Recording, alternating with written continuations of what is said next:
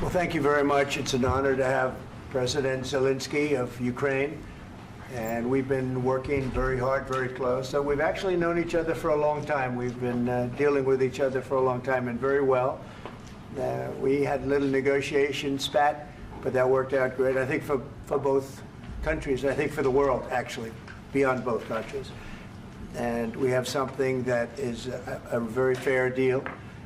And we look forward to getting in and digging and working and getting some of the rare earth. But it means we're going to be inside, and it's a big commitment from the United States, and we appreciate working with you very much. And we will continue to do that. We have had some very good discussions with Russia. I spoke with President Putin, and we're going to try and bring this to a close. It's something that you want and that he wants. We have to negotiate a deal. But we've started the confines of a deal, and I think something can happen. The big thing is the number of soldiers, mostly at this point, but soldiers being killed. You're losing thousands of soldiers. On both sides, we're losing a lot of soldiers, and we want to see it stop. And we want to see the money get put to different kinds of use, like rebuilding. And we're going to be working very hard. But we've had a lot of very good conversations. I will say until we came along, the Biden administration didn't speak to Russia whatsoever. They didn't speak to anybody. They just allowed this to continue. And I will say that, I'll say in front of you, you've heard me say it 1,000 times, if I were president, this war would have never happened. We would have had a deal negotiated for you without having to go through what you've gone through. But your soldiers have been unbelievably brave. We've given them great equipment, but somebody has to use the equipment. They've been unbelievably brave, and we give them great credit. This was supposed to be over very quickly, and here we are 3 years later. So I give tremendous credit to your generals and your soldiers and yourself, in the sense that it's been very hard fighting, very tough fighting. They're great fighters. And you have to be very proud of them from that standpoint. But now we want to get it over with.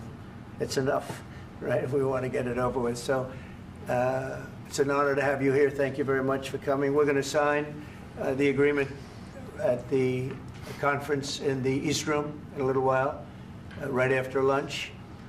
And we'll be having lunch together. We're also discussing some other things. And we appreciate everybody being here. It's somewhat of an exciting moment, but the really exciting moment is when they stop the shooting and we end up with a deal. And I think we're fairly close to getting that, and an honor to have you. And please, you'd like to say something? Yeah, thank you so much, Mr. President. Thank you for invitation. And really, I hope that this first document will be first step to real security guarantees for Ukraine, our people, our children. I really count on it.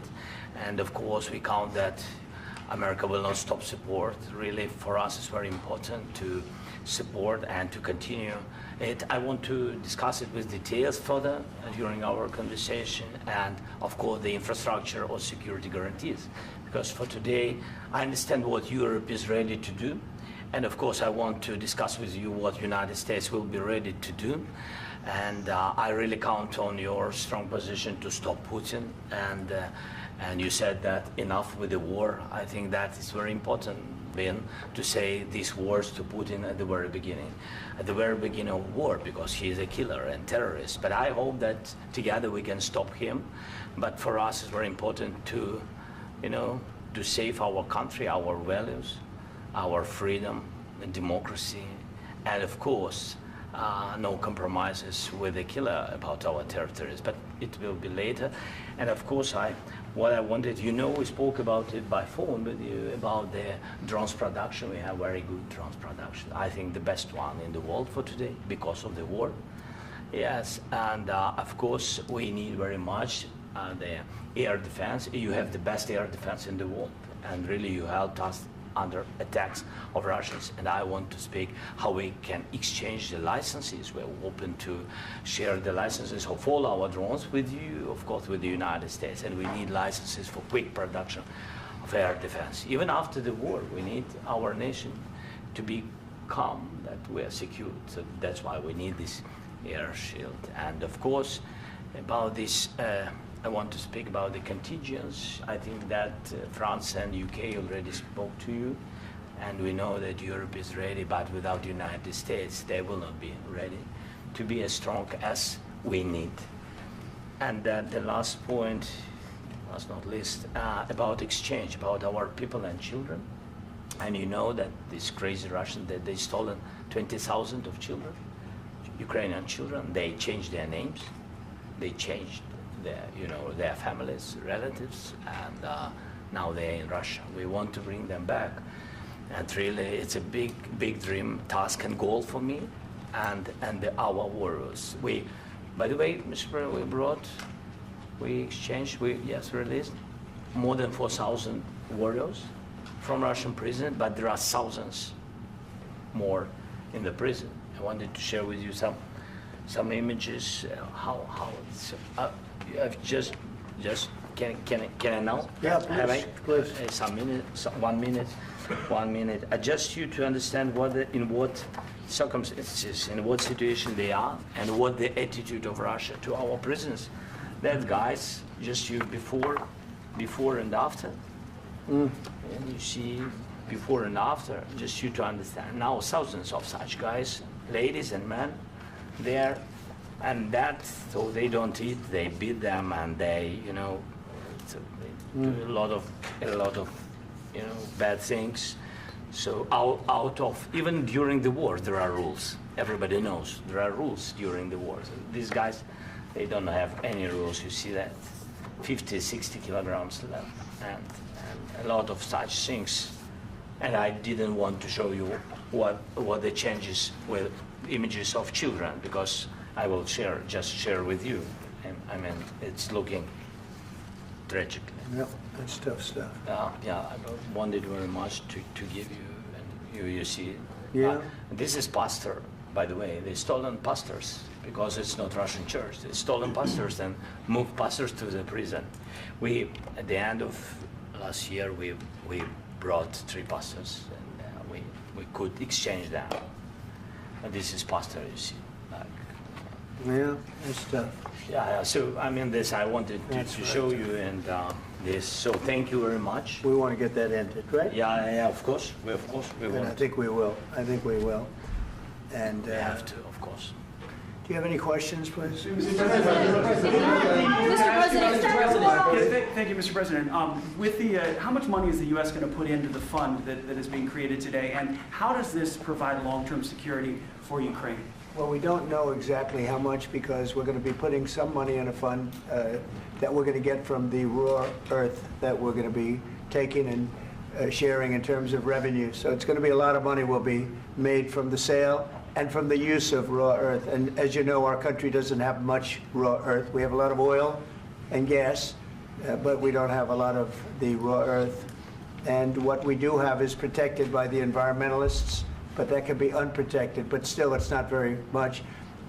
They have among the best in the world in terms of raw earth. So we're going to be using that, using it for all of the things we do, including AI and including weapons and the military, and it's really going to very much satisfy our needs. So it's something that just worked out really well. We have a lot of oil, and we have a lot of gas, we have a lot, but we don't have raw earth. So this has just about every component of the raw earth that we need for computers, for all of the things we do.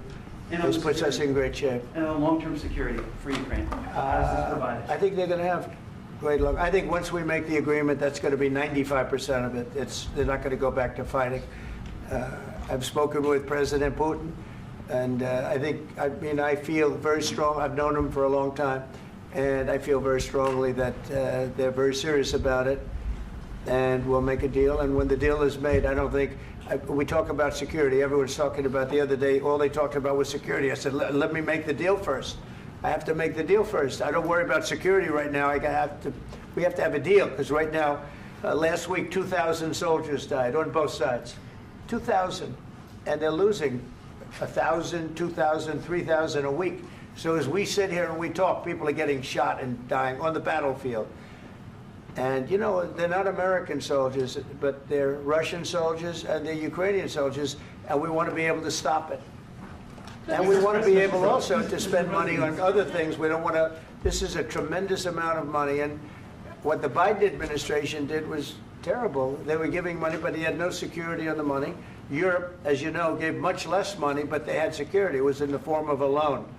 They get their money back, and we didn't. And now, at least we're protected because the American taxpayer has to be protected too. But this is an incredible agreement for Ukraine because we have a big investment in their country now, and what they have, very few people have.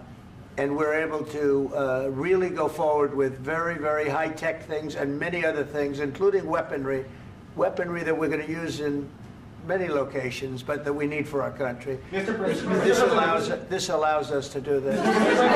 will you continue I'm sorry. sending military aid? Yes, go ahead, please. If I can just, yes. In the document, there is one of the very important points. If we speak about business and investment, we never had LNG terminals in Ukraine. This document will open. I mean, the next documents, but anyway, here we see in the framework, we see really goodwill for this. LNG terminals for us is very important, and I think for security of European continent. We have the biggest storage, gas storage. We have the biggest in Europe. Yes, yes, and we can use it. Use it for LNG. Use it for LNG, and we will do it. And really, we can help Europe because Europe really helped. President Trump said that they made less support, but they are our friends and they are our very supportive partners. They really gave a lot, Mr. President. They did. They gave a lot, but they gave much less. No. Much less. No. No. No, not you. No. Okay. Okay.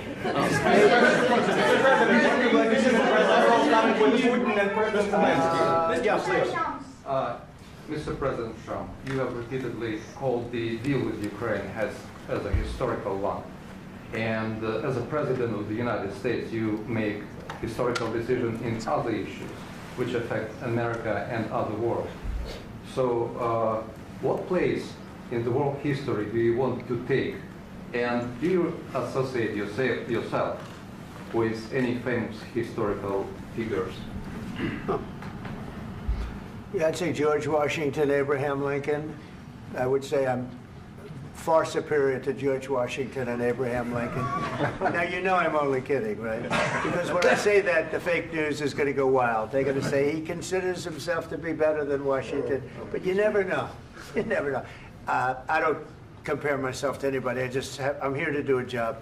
We've had a great 35 days or whatever it might be, a month, a little more than a month. We've accomplished tremendous amounts. Not only this would be a very great achievement if we could get the war stopped and get them back to normalization. I think that's going to happen. We've had very good talks on both sides, as you know. But I think we've done a very good job, just generally. If you look at all of the things we've done in 30 days, they're saying there's never been a opening for a president. The first month, there's never been a first month like we've had. And this is one of the very important things. This, to me, is one of the most important things because we have tremendous death taking place as we speak, and I don't want to have that. You know, think of the parents, whether they're in Russia or Ukraine, think of the parents of all these people being killed needlessly. They came to our territory. Should have never started. This would have, if I were president, this would have never started. Mr. President, where has out your invasion? Mr. President, will you continue sending military aid to Ukraine after the U.S. signs this agreement with Ukraine? Yeah, we're going to be continuing. The question to President Zelensky: do you feel like the U.S. is on your side? That President Trump is on your side at this moment? Right.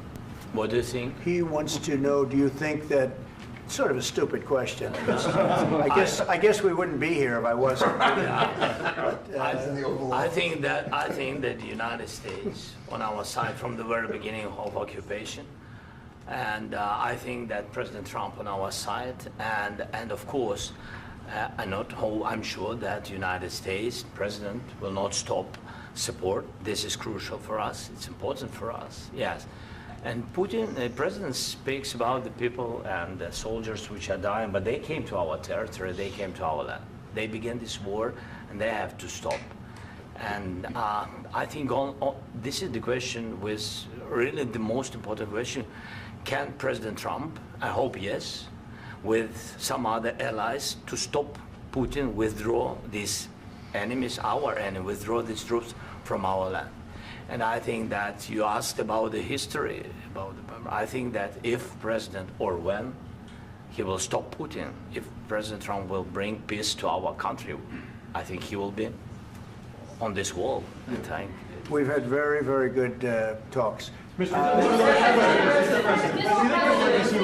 military aid to Ukraine? President Zelensky just said that there would be no compromises with Vladimir Putin. I just wanted to ask both of you, firstly, are there compromises that you think that President Zelensky is going to have to make? And President Zelensky, is there anything that you might be thinking that you may be able to offer or bring to the table, for example, elections? Thank you. I think you're going to have to always make compromises. You can't do any deals without compromises. So certainly he's going to have to make some compromises, but hopefully they won't be as big as some people think you're going to have to make. That's all. That's all we can do. I'm here as an arbitrator, as a mediator to a certain extent between two parties that have been very hostile, to put it mildly. They've been very hostile. There's been a vicious war. There's been a vicious war. You know, it's a very level battlefield, and those bullets go out, and as I've said many times, we were talking about it with Pete, many times the only thing stopping those bullets is a human body. And in the case we're talking about, generally young human bodies are stopping a lot of bullets. It's dead level. That's why it's great farmland. It's great land. It's great farmland, but there's very little protection against the bullets that are being, and other things that are being shot. So all I can do is see if I can get everybody at the table and get an agreement. And I think we're going to end up with an agreement. Otherwise, I wouldn't probably be even here today.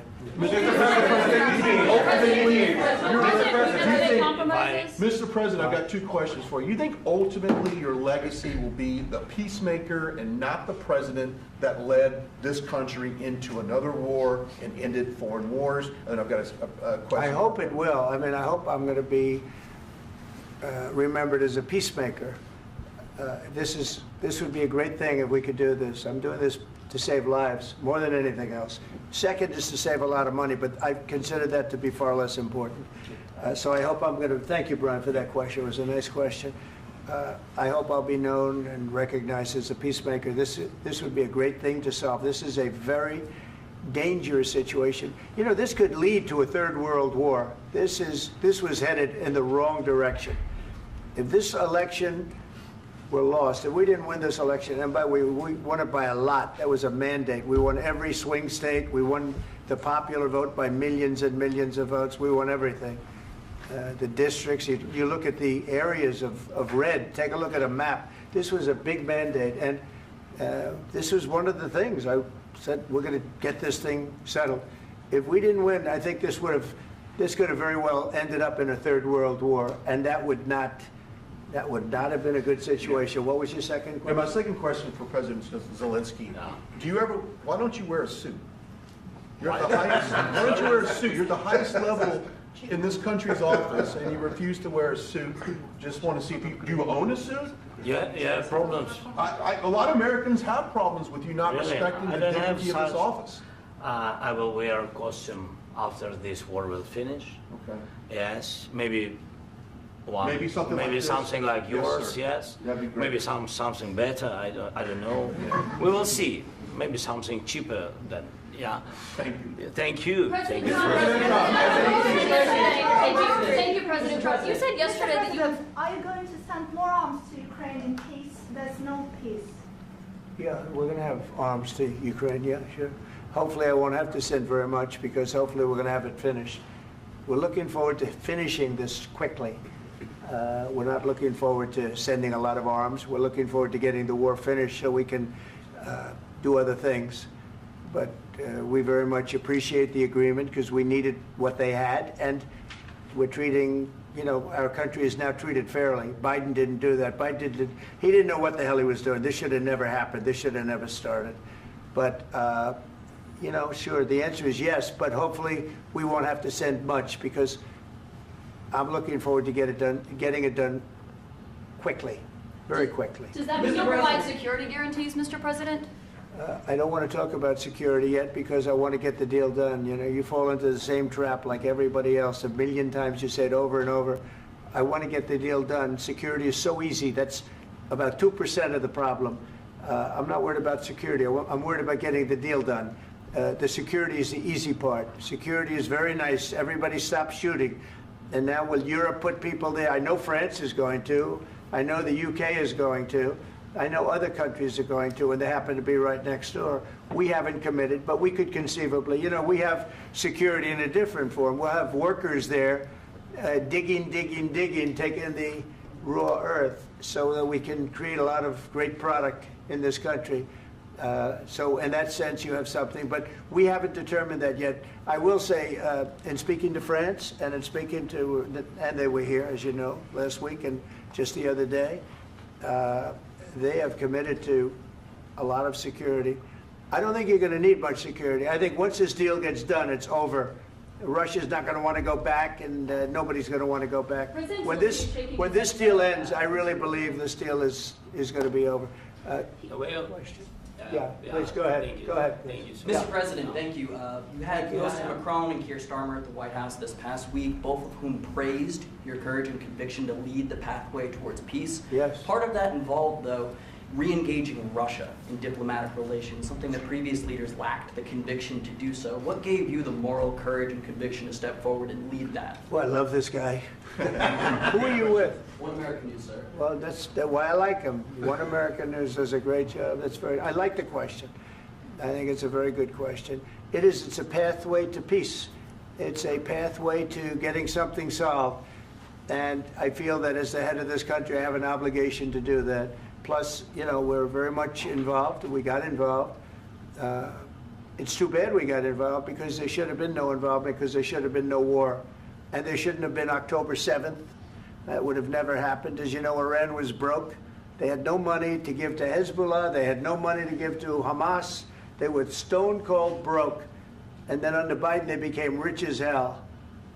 They went from no money to $300 billion in a period of 4 years.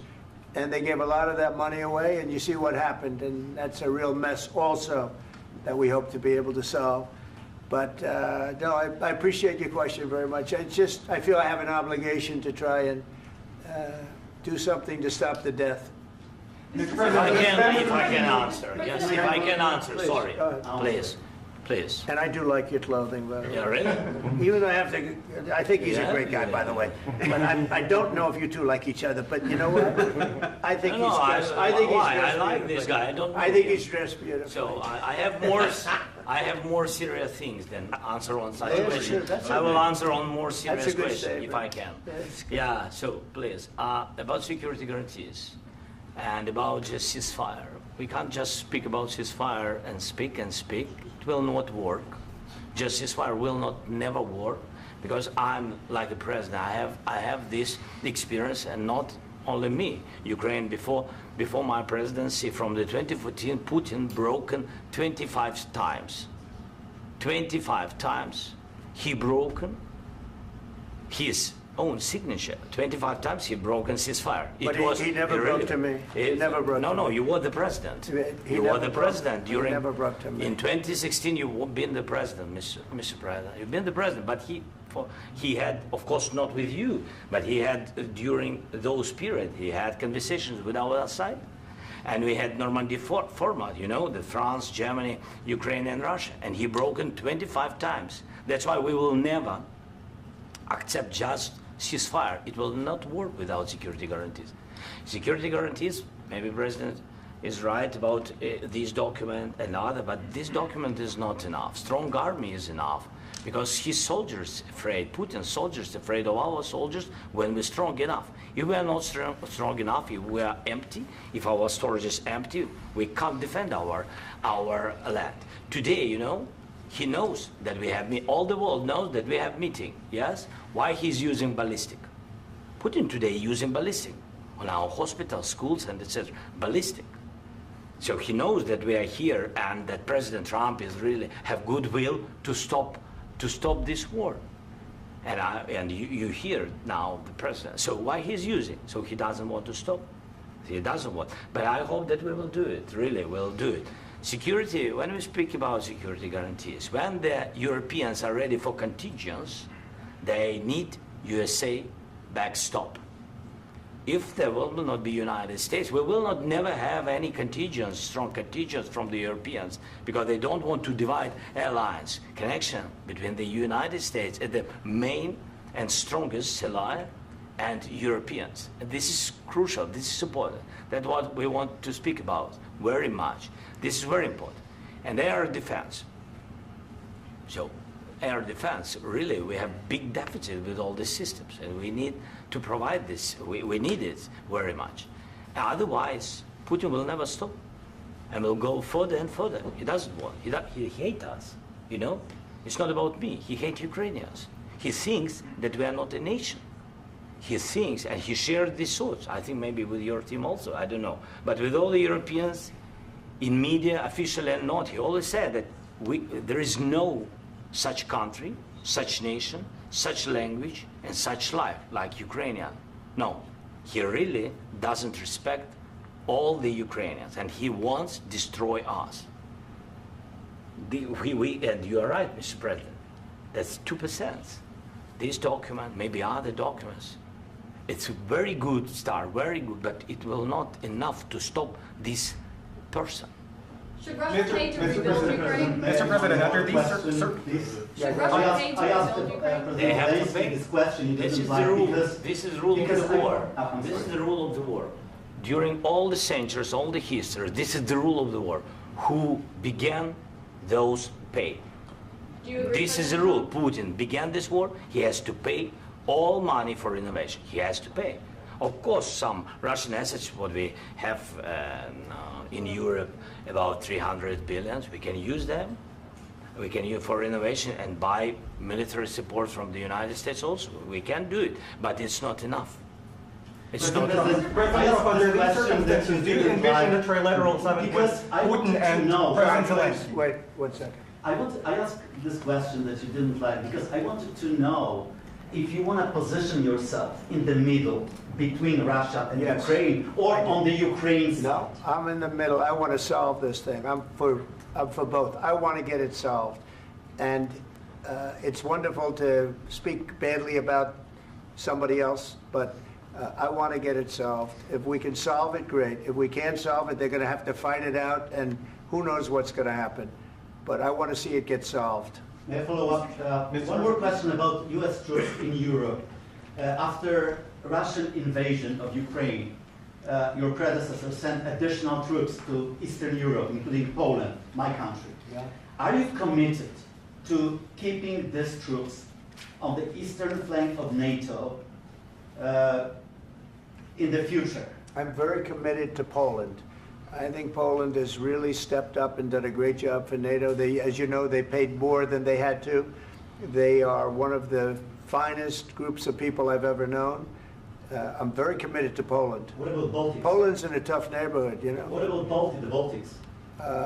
The Baltics, they got a lot of, it's a tough neighborhood too, but we're committed. We're going to be very committed, and we're committed to NATO.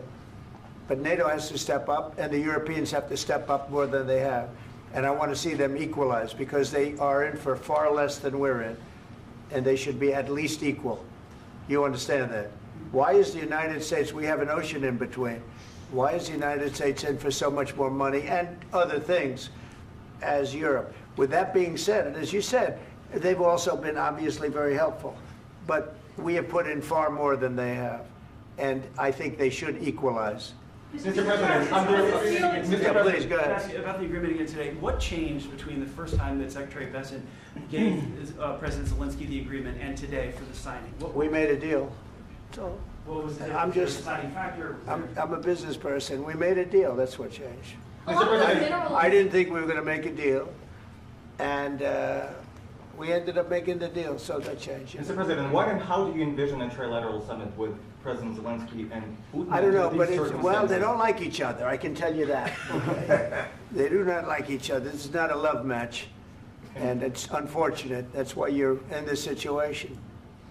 The United States should not have allowed this to happen, okay? The United States, run by a man that didn't know much, I'm going to be very nice, run by an incompetent person, very incompetent person, should never have allowed this to happen.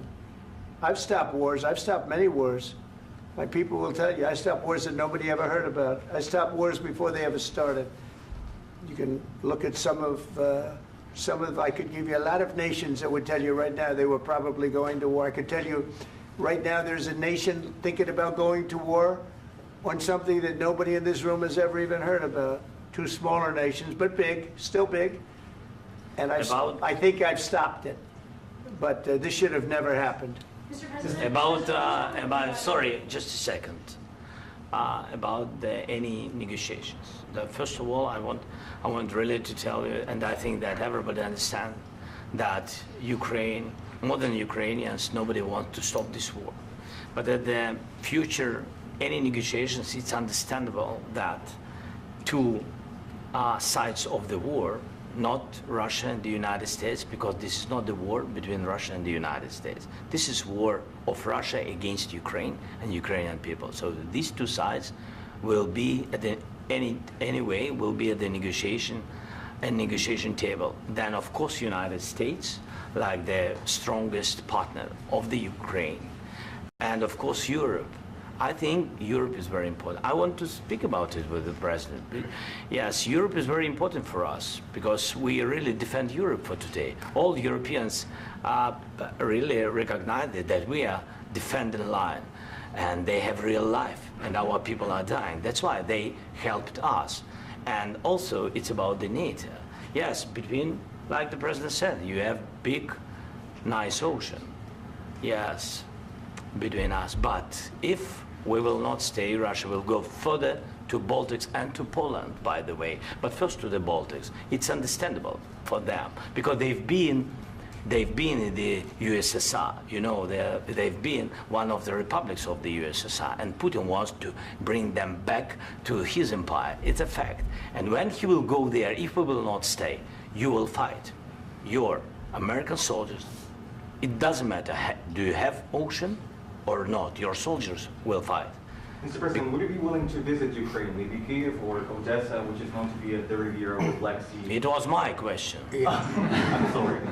I don't want to talk about Odessa now.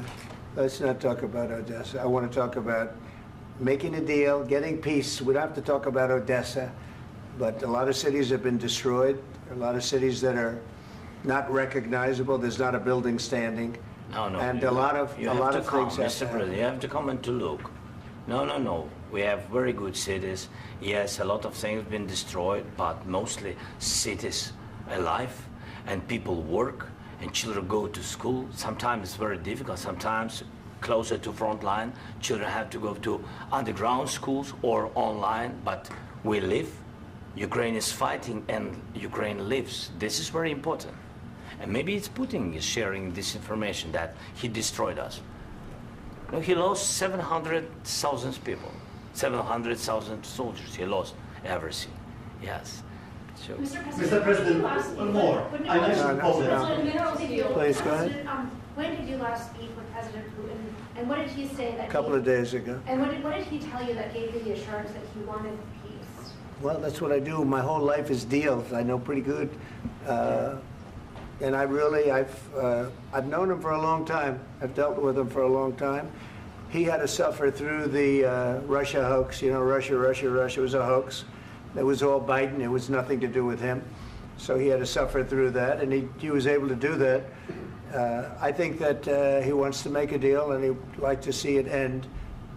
That's all I do. That's what I do. My whole life, that's what I do, is make deals. And I'm in the middle of a mess, because this is a real mess. It's a very dangerous one. If this doesn't get solved now, it's not going to get solved for a long time. So I hope we're going to get it solved. In the back, please. Thank you, Mr. President. Prime Minister Starmer claimed repeatedly that his government believes in free speech and was not engaged in censorship.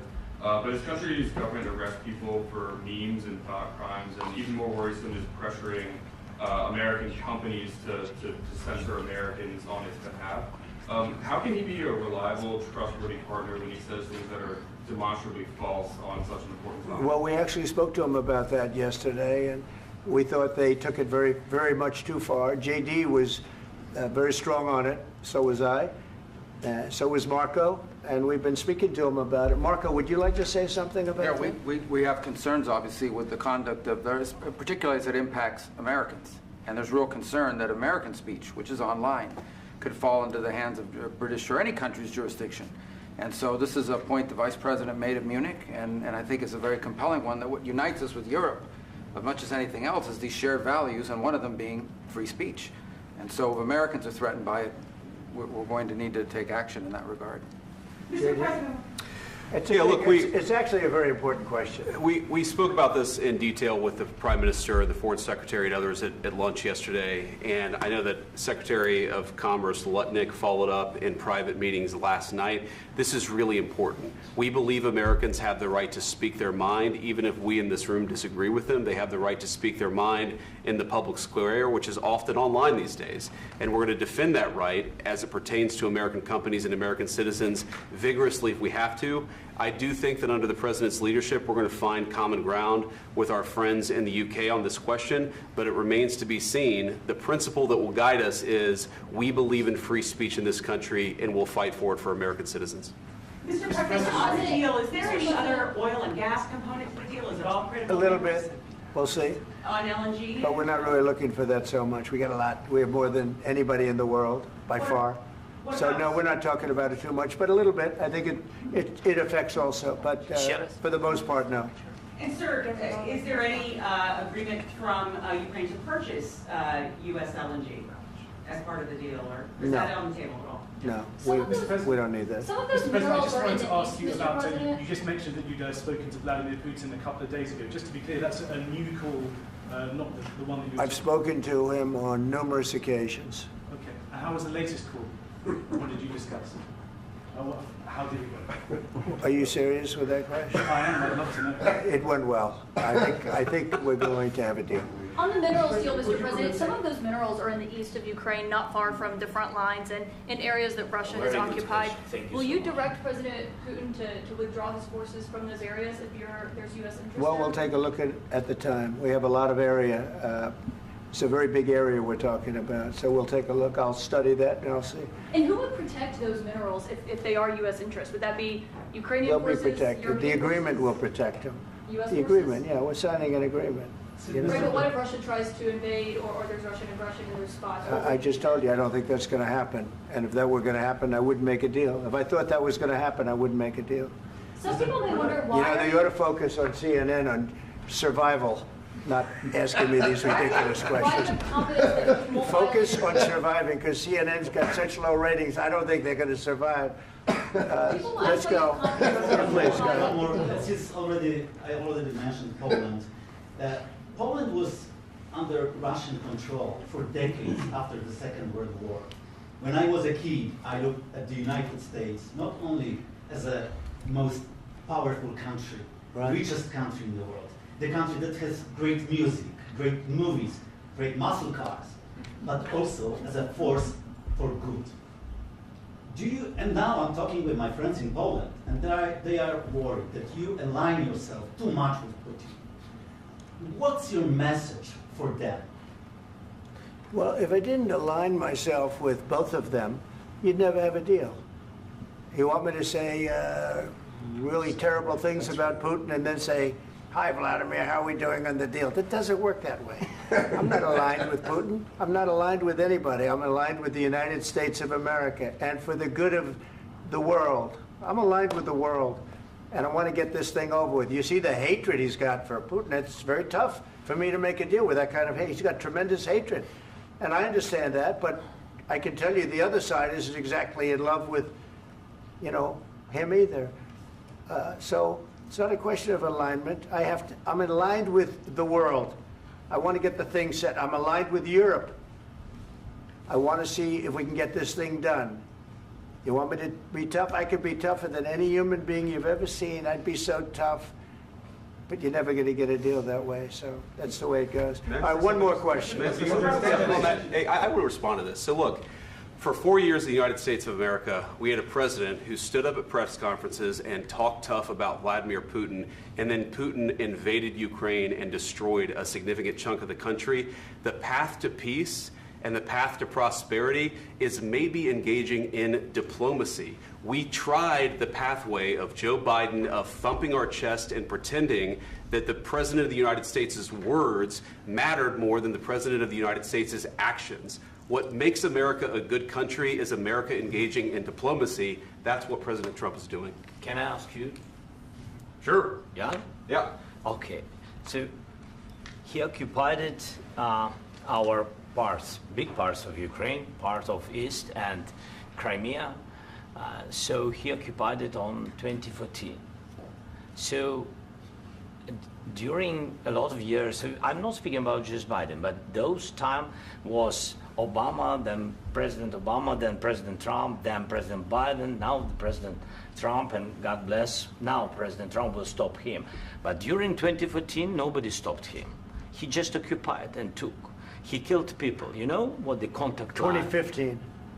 2014 and 2014. 2014. Yeah. So I was not here. Yeah, but that's exactly right. Yes, but during 2014 till 2022, yeah, the situation the same. The people are been dying on the contact line.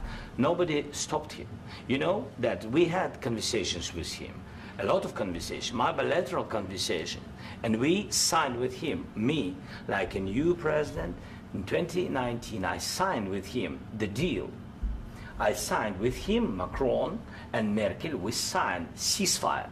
Ceasefire. All of them told me that he will never go. We signed with him with gas contract. Gas contract. Yes, but after that, he broken this ceasefire. He killed our people and he didn't exchange prisoners. We signed the exchange of prisoners, but he didn't do it. What kind of diplomacy, JD, you are speaking about? What do you mean? I'm talking about the kind of diplomacy that's going to end the destruction of your country. Yes, but if you Mr. President, with respect, I think it's disrespectful for you to come into the Oval Office and try to litigate this in front of the American media. Right now, you guys are going around and forcing conscripts to the front lines because you have manpower problems. You should be thanking the President for trying to bring an end to this conflict. Have you ever been to Ukraine that you say what problems we have? I have been to. Count once. I've actually watched and seen the stories, and I know what happens is you bring them on a propaganda tour, Mr. President. Do you disagree that you've had problems bringing people into your military? And do you think that it's respectful to come to the Oval Office of the United States of America and attack the administration that is trying to prevent the destruction of your country? A lot of questions. Let's start from the beginning. Sure. First of all, during the war, everybody has problems. Even you, but you have nice ocean and don't feel now, but you will feel it in the future. God bless. You don't know that. God bless. You God bless. You will not have a war. Don't tell us what we're going to feel. We're trying to solve a problem. Don't tell us what we're going to feel. I'm not telling you. Because you're in no position to dictate that. That's exactly what you're doing. You're in no position to dictate what we're going to feel. We're going to feel very good. You will feel influence. We're going to feel very good and very strong. You will feel influence. You're right now not in a very good position. You've allowed yourself to be in a very bad position, and he happens to be right about it. From the very beginning of the war. You're not in a good position. You don't have the cards right now. With us, you start having cards. Right now, you don't. You're playing cards. You're playing cards. You're gambling with the lives of millions of people. You're gambling with World War III. You're gambling with World War III.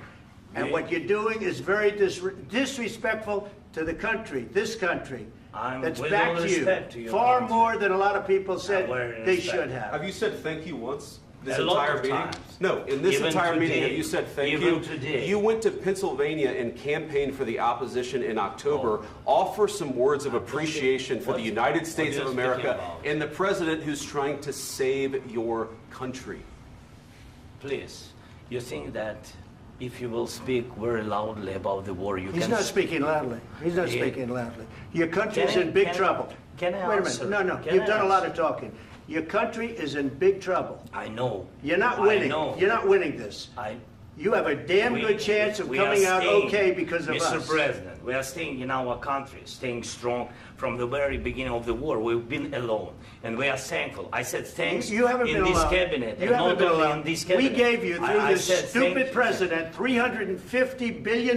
You voted we gave for you your military president. equipment, You and you voted men for are your brave, president. but they had to use our military. What about West If you didn't have You our invited military me- equipment, You invited if me you to didn't speak. have our military equipment, this war would have been over in 2 weeks. In 3 okay? days, I heard it from Putin. In 3 days, this is something Maybe new. less. In 2 weeks, of course, yes. It's going to be a very hard thing to do business like this. I Again, tell you. just say thank you. I said a lot of times that thank there, you accept to that- American people. Accept that there are disagreements, and let's go litigate those disagreements rather than trying to fight it out in the American media when you're wrong. We know that you're wrong. But you see, I think it's good for the American people to see what's going on. I understand, sir. I think it's I very understand. important. That's why I kept this going so long. You have to be thankful. You don't have the I'm cards. thankful. You're buried there. Your people are dying. tell you You're again, running I low know. on soldiers. Don't- Listen, don't, please, you're running Mr. low on President. soldiers. It would be a damn good thing. Mr. And then President. then you tell us, I don't want a ceasefire. I don't want a ceasefire. I want to go and I want this. Look, if you could get a ceasefire right now, I tell you, you take it so the bullets stop flying and your men stop getting killed. Of course, we want to stop the war. But you're I saying said- you don't want a ceasefire. But I said to you, I want a ceasefire. with guarantees. Because you'll get a ceasefire faster than an agreement. Ask our people about ceasefire, what they think. That wasn't it doesn't with matter me. for you what That what wasn't is- with me. It That was wasn't with you. a guy named Biden, who was not a smart person. This That is was your, with, this that was is with your Obama. president. It was your president. Excuse me. That was with Obama, who gave you sheets, and I gave you javelins. Yes. I gave you the javelins to take out all those tanks. Obama gave you sheets. In fact, the statement is Obama gave sheets and Trump gave javelins. You got to be more thankful, because let me tell you, you don't have the cards. With us, you have the cards. But without us, you don't have any cards. One more question to Mr. Vice President. I'm sorry. It's going to be a tough deal to make, Um, because the attitudes have to change. What if Russia breaks ceasefire? What if Russia breaks peace talks? What do you do then? I understand that it's a heated conversation right now. What are you but saying? what She's if asking, what if Russia Putin breaks the ceasefire? What if anything? What if a bomb drops on your head right now? But they have Okay? broken ceasefire What if they broke it? many I don't know. They broke it with Biden, because Biden, they didn't respect him. They didn't respect Obama. They respect me. Let me tell you, Putin went through a hell of a lot with me. He went through a phony witch hunt where they used him and Russia. Russia. You ever hear of that deal? That was a phony Hunter Biden, Joe Biden scam. Hillary Clinton, Shifty Adam Schiff. It was a Democrat scam. And he had to go through that. And he did go through it. We didn't end up in a war.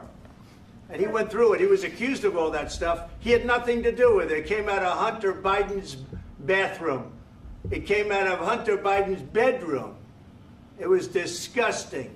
And then they said, oh, the laptop from hell was made by Russia. The 51 agents. The whole thing was a scam. And he had to put up with that. He was being accused of all that stuff. All I can say is this. He might have broken deals with Obama and Bush, and he might have broken them with Biden. He did, maybe. Maybe he didn't. I don't know what happened. But he didn't break them with me. He wants to make a deal. I don't know if you can make a deal. The problem is, I've empowered you to be a tough guy. And I don't think you'd be a tough guy without the United States. And your people are very brave. But you're either going to make a deal or we're out. And if we're out, you'll fight it out. I don't think it's going to be pretty, but you'll fight it out. But you don't have the cards. But once we sign that deal, you're in a much better position. But you're not acting at all thankful. And that's not a nice thing. I'll be honest, that's not a nice thing. All right, I think we've seen enough. What do you think? Huh? This is going to be great television, I will say that. All right. We'll see what we can do about putting it together. Thank you, sir. I need the back of this. We'll see. I don't know. All right, guys, come on. Wait. Hey, let's go. Guys, come on.